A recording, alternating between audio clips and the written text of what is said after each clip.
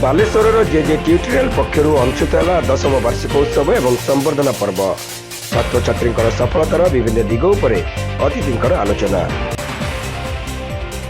बालेश्वर सहर अग्रणी युक्त 2 residential integrated coaching institute J J tutorial पक्षर 10व वार्षिकोत्सव और संवर्धना पर्व अनुष्ठित हो जाएगी। सहर सिद्धि कल्याण मंडप परिसर में आयोजित यह विशेष कार्यक्रम में रसायन विज्ञानी तथा शेष किसान फार्मर प्रतिष्ठाता शेष किसान मुख्य अतिथि भाव जोगदे छात्र छात्री सफलतार विभिन्न दिग उपर आलोचना करते।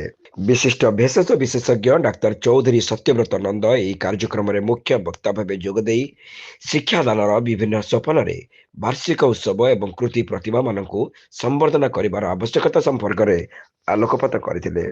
भद्रक स्वयं शासित महाविद्यालय रसायन विज्ञान विभाग मुख्य प्रोफेसर डॉक्टर पद्मनाभ पत्री जयदेव परमाणिक एथिरे सम्माननीय अतिथि भाव जोगदे शिक्षानुष्ठान छात्र छात्री मानक उपादेय परामर्श देते।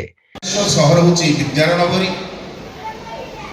ओडिशार कौन भारतर कोण अनुकोण यू पिला प्रतिष्ठित हो पारी से डाक्तर हो इंजीनियर हो से अध्यापक हूँ आईएएस हूँ सब क्षेत्र में ये पिला प्रतिष्ठा लाभ कर तेणु विद्यानगरी में गोटे श्रेष्ठ अनुष्ठान हूँ जेजे ट्यूटोरियल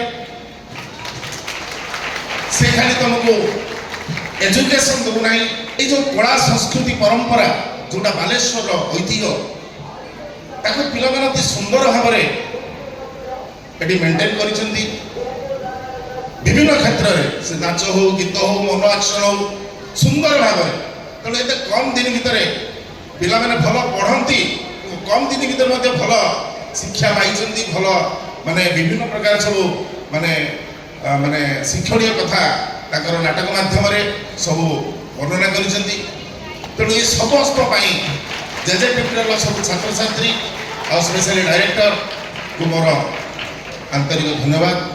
जेजे ट्यूटोरियल निर्देशक रविंद्र सासमल एथिरे पौरोहित्य करने सहित शिक्षानुष्ठान शिक्षाधारा संपर्क में सूचना देते। अन्यतम निर्देशक रोहित सासमल कार्यक्रम में मंचासीन थे।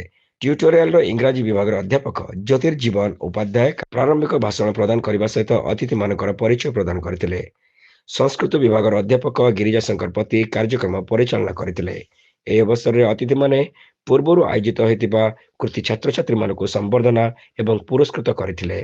शेष में जेजे ट्यूटोरियल संपादक जगन्नाथ सासमल समस्त को धन्यवाद अर्पण करते। सभा पर शिक्षानुष्ठान छात्र छात्री माने आकर्षणीय सांस्कृतिक कार्यक्रम परिवेषण करते।